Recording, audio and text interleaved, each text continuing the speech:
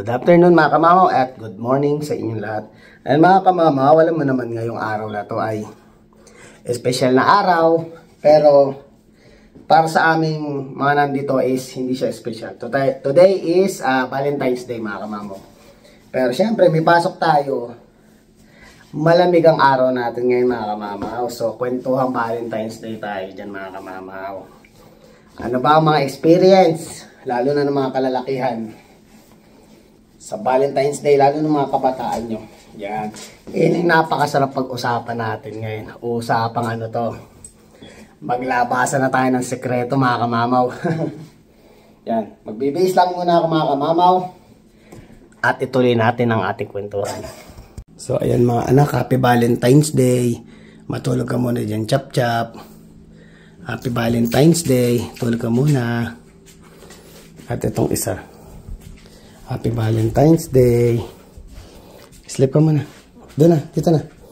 Sit na dyan, sit. Dito, sit. Dyan. Higa ka na dyan. O, higa na. Sit down. Dyan. Higa na, higa. Sleep ka na dyan. Sleep na. Sit down. Sleep down. Sleep na. Dyan. Ay. Diyan na. Stay. Diyan na. Sit. Sit ka na, sit. Sit na. Sit down. Alis na, daddy, alis na. Gana. Sige na, sleep ka na. Ako ayaw, miga. Sapata sa mama sa akin, mga kamamaw. Ayun, Baby Legend natin. Happy Valentine's Day, Pogi. Huwag kang manliligaw dito sa loob ng bahay, ha. Huwag mo liligawan sa era, ha. I-sleep lang, ha. Love. Yan, papasok na tayo. Lungkot naman ng Valentine's ni kamamaw ngayon. Si Mrs. sinatid ko na kanina. Pumasok na siya. Di pa pala nakasintas tong ang sapatos ko. Yan. Sinatid ko si Mrs. kanina. Pumasok na siya. Ito lang sa Canada. Mas masaya pa ang Valentine's Day sa Pilipinas. Samantalang sa Pilipinas, naalala ko ng binata ako eh. Wala pang February 14 mga kamamaw. Punong-puno na reservation. Alam mo na yun mga kamamaw. Siyempre mga lovebirds. Ang sabi nga nila is sa Pilipinas eh, pag Valentine's Day is magnitude 10. Magnitude 10 sa mga nagmamahalan. Yan. Kung sa Pilipinas ay mainit ang pagsalubong ng Valentine's Day, dito sa Canada is malamig na. Malamig pa ang pagsalubong. Kaya napakahirap mga kamamaw. Pero ganyan talaga ang buhay habang tumatanda ka mga kamamaw. Mas pinapriority mo yung responsibilidad mo kaysa sa mga ibang bagay. Which is okay naman mga kamamaw dahil na-experience naman natin lahat kami. Pero syempre, iba pa rin yung sa Pilipinas. How they celebrate Valentine's Day. Mas masaya doon. Dito kasi talagang napakatahimik. Tsaka matalang ka lang talagang bahala na bas. Kasi na naayos ko yung camera eh. Naga natin yung stick natin. Kasi nga magkukwentuhan tayo ng usapang pagmamahal.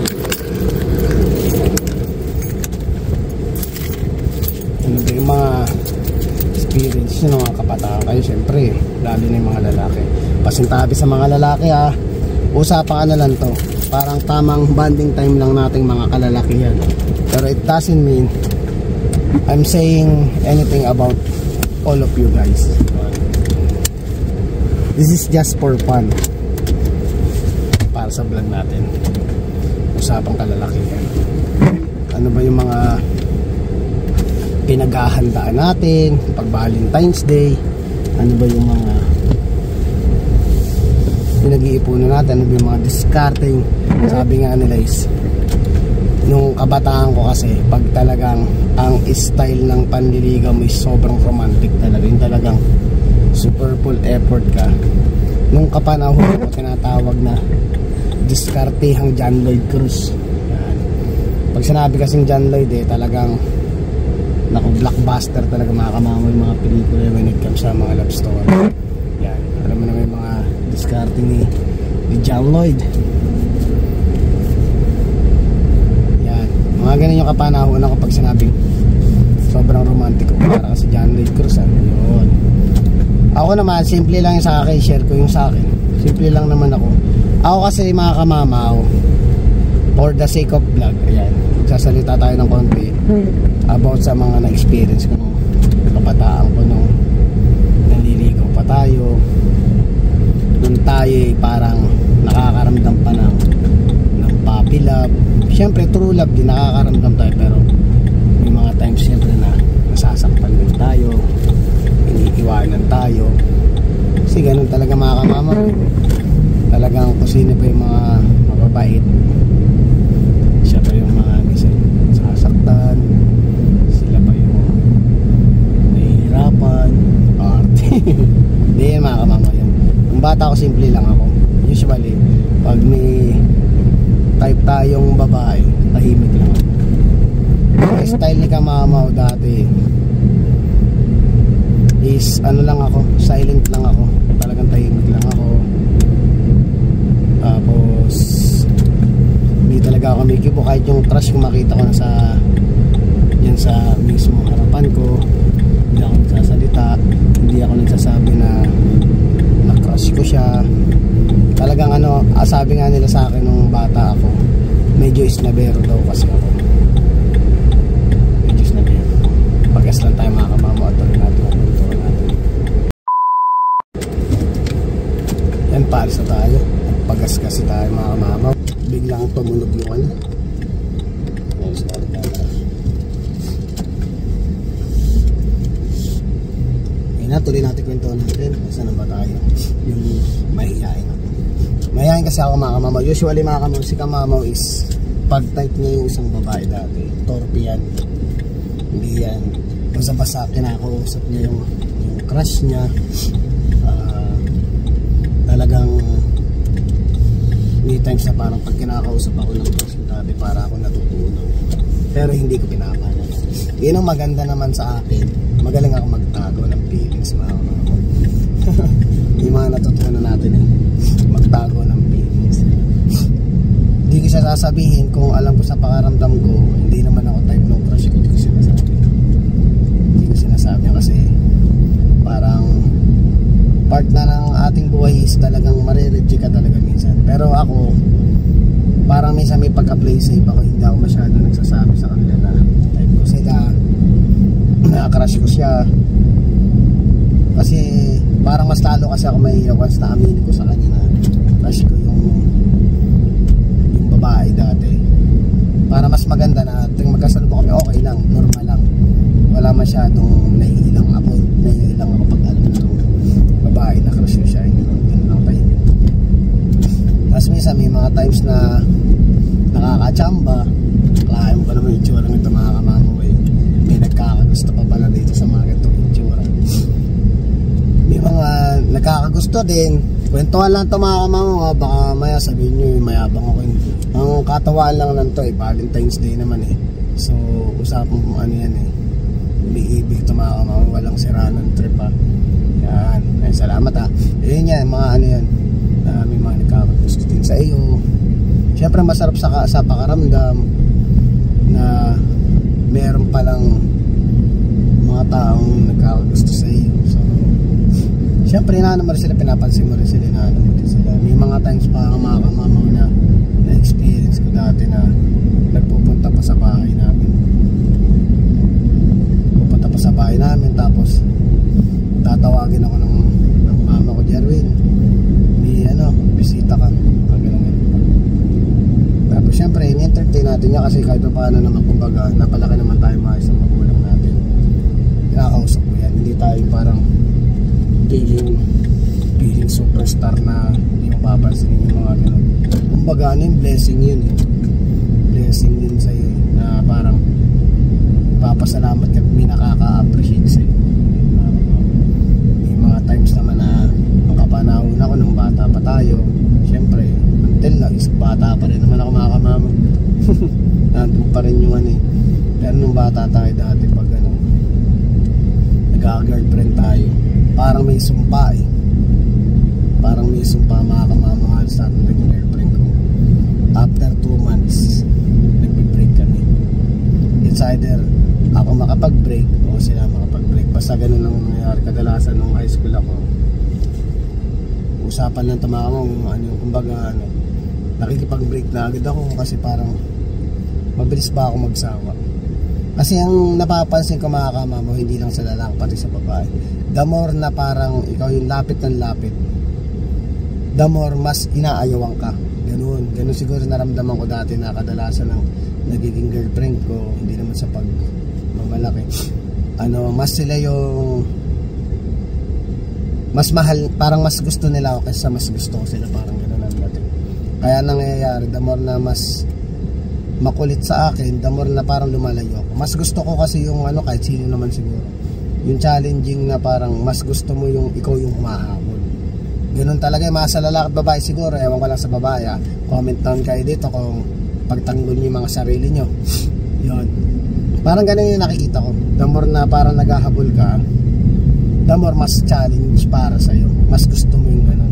Na-experience ko yan eh, may times na parang sabi nga nila mahal na mahal ka na ng tao, pinakawalan mo pa. Yun yung mga salitang hindi mawawala pagdating sa mga paghihiwalayan. Nandiyan na mahal ka na, hindi ka na pinapabayaan, nandiyan palagi para sa'yo, tapos iniiwan mo pa. Siguro para sa akin, isa yun sa mga reason, usapan lang na opinion ko to, parang yun yung mga reason siguro na na bakit minsan naghihiwalay lalo pag mga bata pag may mga times na ganyan na the more na parang ikaw yung hinahabol, ikaw yung luwan. Kaya kayo pakipot din kayo, magpakipot din kayo mga babae, hindi po gusto niya kami talaga hindi naman pwede na ibig sabihin gusto niya kami, papakita niyo lahat, magtago din kayo, magtira din kayo ng konting excitement para ma-excite din yung mga lalaki. Ganun din sa mga lalaki, huwag din kayong masyadong bigay ng bigay dyan sa mga babaeng yan, kasi mga babaeng yan yung mga babaeng yan, damor na sinusuyo nyo, damor na papahirapan pa kayo. Nakaks pa kami pinagdadaan. Kwentuhan lang ito mga kamamo wala pong magagalit sa akin At Valentine's Day naman, tuminsan lang naman tayo makaisip ng gantong content, ipagbigyan nyo na po. Yan. Grabe. Ayos pa lang kasi natawid ako dito sa kapitay. Yan. Ganda dun tayo sa Pradong Sim tayo. Mga lalaki at babae ganun, huwag kayo masyadong bigay lahat. Tira kayo para sa sarili nyo. Para kung sakaling dumating kayo sa point na iiwanan din kayo or mangiiwan kayo, hindi masyadong masasaktan yung iiwanan. Para pa sa inyo yan yung para sa naranasan ko. Di part talaga yun mga kamamaw na iiwan ka, masasaktan ka. Ang mahalaga mga kamamaw, matututo ka. Yun ang pinaka masasabi kong hindi sabi nga ito, bigyan tayo sample ng script ni John Lloyd. Kaya nga tayo iniwan ng mga taong mahal natin dahil may taong nakalaan para sa atin. Yan. Kaya salamat, shoutout sa misis ko, sa misis kong napakamahal ko. Kahit na kami nag-aaway niyan mga kamamaw, yung misis kong yan, never ako nagutom sa babae niya.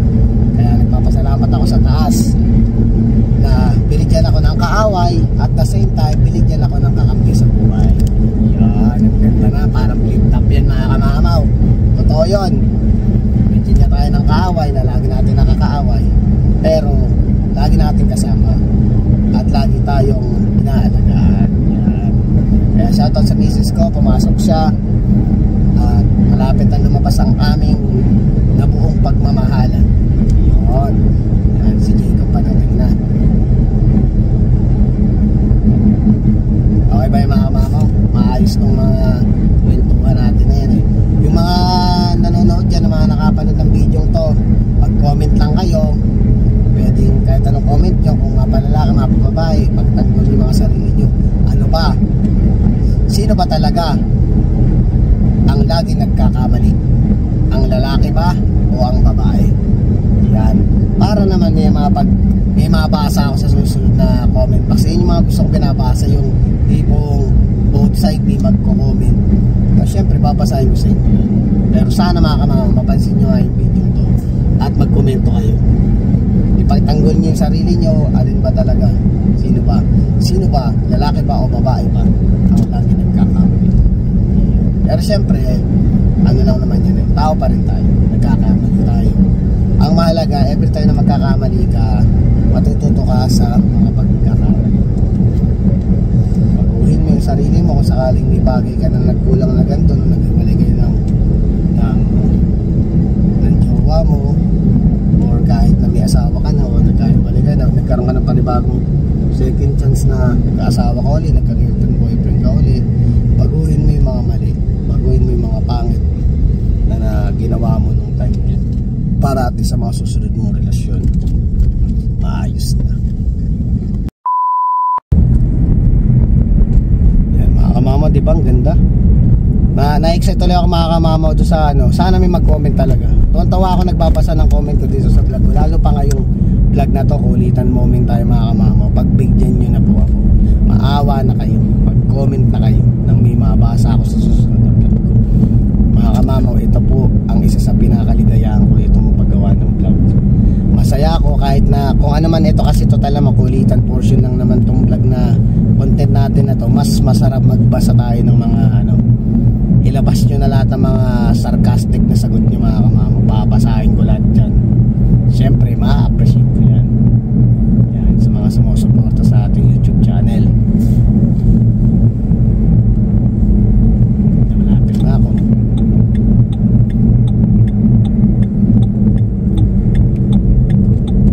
Paano ba nga pala ito, dagdag ko pa pala, ano pa pala yung mga ano natin, yung mga ginagawa ng mga lalaki pag nanliligaw ba. Yan, para ano, kumpleto tong content na to, yung mga simpleng katulad mo ng bata ka, lalo pag high school ka. Syempre ako, hindi naman tayo lumaki sa mayamang pamilya, iipunin ko ng mga siguro mga 1 buwan or 2 weeks yung pera ko. Usually shoutout pala kay Ate Cristelisa Anteporda Javier, yung pinsan ko ngayon, siya yung nagpaaral sa akin nung bata ako, sa kay Tita Lisa, sa mama niya, sa nanay niya, sa kapatid ni mama ko. Yan, sila yung nagpaaral sa akin, sila yung tumulong sa akin na makarating ako nasan man ako ngayon, kaya nagpapasalamat din ako. Ayun, sa ate ko laging ano, binibigyan ng pera no, kasi doon ako nakatira sa pinsang ko dati, na doon ako laging parang kumbaga parang ano ako parang security guard slash ano tayo, yung tayo taga-pamahala ng kanyang bahay. Kumbaga ako lagi niyang kasama, nakasabay ko talaga lumaki si Ate Christy. Si Ate Christy ko yung ano yung mga, hindi ko alam, 6 years old ata, ang 6 years ang tanda niya sa akin ngayon. So binibigyan niya ang pera nung dati natabi ko. Tapos yung pera ngayon, minsan sa sobrang pagmamahal mo sa magulang mo, ang mama ko pag kinantahan ako na, Jerry, wala tayong pambiling bigas, ganun ako, bibigay ko na sa mama ko. So sasabihin sa mama ko, magtatabi lang ako ng konti, pero di ko sinasabi sa mama ko kung para saan yung tinabi kong konti, pero binibigay ko na lahat sa mama ko. Ganun ako dati pag may trabaho ko, lahat ng sweldo ko sa mama ko, ganun ako sa mga kapatid ko. Ako kahit walang matira sa akin, basta mabigay ko lang lahat sa magulang ko tsaka sa mga kapatid ko, yun yung kaligayahan ko. Iba yung pakaramdam na kahit wala akong pera, pero pag nakita ko masaya yung mga kapatid ko tsaka yung magulang ko, ganun ako magmahal. Yun talaga, todo bigay lang talaga ako lahat sa kanila. Pero lahat ng kalokohan ko bilang isang lalaki, hindi alam ng mama at papa. Ako lang nakakalam. So ngayon, napapanood ng mama at papa ko ngayon, yari ako ngayon kasi nga ang tagal nilang walang alam sa mga buhay-buhay ko nung bata, nung binata ako. Ngayon, alam na niya. Kaya yari ako sa magulang ko ngayon. So yun, napapagkwento lang to mama. Ano lang to, Valentine's Day naman, pagbigyan niya na yung anak niya. Ganun yung nangyari, na parang niipon ko siya, tapos hindi ako kakain pag may break time o lunch time na gano'n, inipon ko yun, tapos doon ko inaano yun, binibigay ko sa mga nililigawan natin. Hindi tayo Hindi tayo ano yung parang nagyaya tayo ng data kakain sa labas, hindi. Bibili-bili lang ng konti, kaya flowers, mga ganun-ganun lang. Lalo pag yung mga mansa rin ng ano, ng jowa mo, ganun-ganun. Ayun pala, naalala ko din. Pero ano na, rest in peace na dun sa ex ko nga, hindi ko na lang babanggitin. Hindi ko na babanggitin ang pangalan niya, rest in peace na lang sa kanya. Parang ang ano ko na lang is may senaryo kami dati no na pasintabi sa iyo. Alam ko nasa langit ka na. Sasabihin ko lang naman yung nangyari pero di ko babanggitin yung pangalan mo. Nakakalungkot lang din yung istorya pero i-keep na natin ano. Yung istorya na lang na nangyari sa akin nung high school ako. Parang niregaluhan niya ako ng dagang Costa. Magjowa pa kami ng dati. Tapos nung nag-break kami, binawi niya yung dagang Costa. Binawi niya yung daga. Malaki na yung daga. So ang ginawa ko, bumili ako ng maliit na daga, binalik ko sa kanya. Tapos parang nagagalit siya, bakit maliit yung binigay ko sa kanya, malaki na daw yung daga niya. Sabi ko, ano na ako na nag-alaga nun syempre akin na yun. So ganun yung mga kwentong high school dati na parang pinag-aawain niyo pa ng dahil sa daga lang na pwede mo na may balik agad. Syempre bata ka pa nun hindi naman mawala sa yung pagiging isip bata mo, lalo pag high school ka pa. Kadalasan naman kasi talaga ang mga lalaki is mas late nagmamatured ang isip kaysa sa babae. Mas ahead ang babae na 2 to 3 years mag-isip kaysa sa lalaki. So yun, ganun nga, nakwento ko nga. Binalik ko, tapos pero binili ko pa ng maliit na lang, hindi ko binalik yung mismong daga niya. Kasi mahilig ako mag-alaga nung ganun dati. So nakakatawa lang isipin mo yung mga kalokohan mo dati ngayon. Katulad nga yun, naalala ko ngayon, nagkukwentuhan tayo. Parang nag-sink in lahat sa akin yung mga bagay-bagay na nung bata pa ako na grabe mga na-experience ko nung bata ako pagdating sa mga panliligaw. Tsaka pag yung nakakaramdam ka na ng pagmamahal, diba? Pero masarap sa lahat yun mga kamamo. Sa totoo lang, ang pinakamasarap na bagay na binigay ng Diyos yung magmahal. Napakasarap. Hindi yung sabihin natin yung daw. Pero para sa akin, hindi naman na hipokrito. Siyempre kailangan natin yon, yung tawag na make love. Pero yung sa akin, ang masarap ang pakaramdam ng in love. As in, kahit hindi ka kumain, parang laging busog ang puso at isip mo. Kaya medyo napaaga tayo ng konti. Maya papasok na tayo. At least nakagawa tayo ng vlog ngayon na i-edit natin pag uwi. Kasi gusto ko habulin kasi Valentine's Day nga Gusto ko masaya. At syempre, huwag nyo magkalimutan mag-comment sa ating comment box. Babasahin ko lahat yan. Yung palikod ng snake. Pero hindi na siya ganong kadulasan.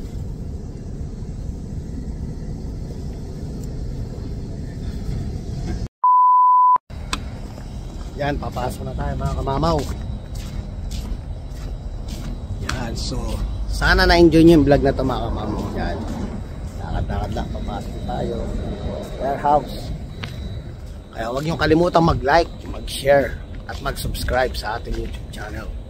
Yan, hanggang dito na lang ang vlog natin. Maraming salamat.